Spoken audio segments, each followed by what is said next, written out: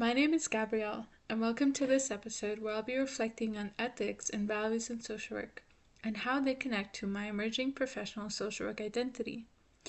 Ethics are at the core of social work practice. As highlighted in the CASW Code of Ethics, ethical behavior is central to professional conduct, and social workers are guided by values and principles that shape how they work with individuals, families, and communities.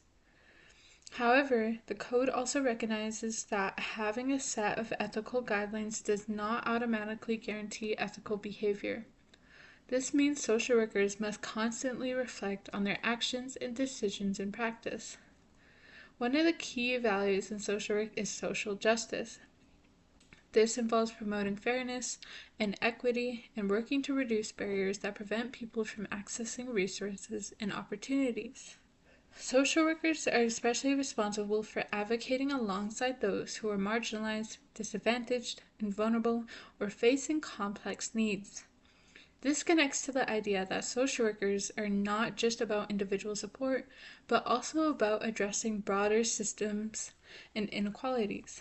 Another important principle is confidentiality and informed consent. Social workers are expected to respect a client's right to privacy and ensure that they understand how their information is being used. However, confidentiality is not absolute. It may be broken in situations where there is no clear risk of serious harm, whether that is to clients or others. In these cases, social workers must balance trust with their duty to protect safely. This created a paternalistic approach where clients were often judged rather than supported. Over time, social work shifted away from this perspective toward a more ethical and right-based approach focused on dignity, context, structural factors. When we explored ethical theories that help guide decision-making, altruism suggests that actions should be judged by their outcomes, meaning the right choice is the one that produces the greatest overall benefit. In contrast, deontology ethics focuses on duties and rules, supporting that some actions are right, or regardless of the outcome. In practice, social workers often have to balance both approaches when making decisions. Finally, at this time, there's a growing recognition of the importance of self-care for social workers, especially in relation to burnout, compassion fatigue, and vicarious trauma. Maintaining well-being is essential to sustaining ethical and effective practice.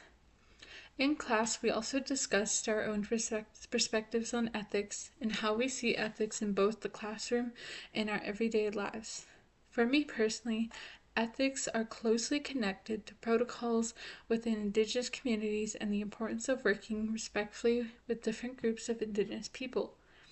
This has helped me shape my emerging professional social work identity, reinforcing that ethics are not only professional guidelines, but also relational and grounded in respect, responsibility, and accountability to communities we work with.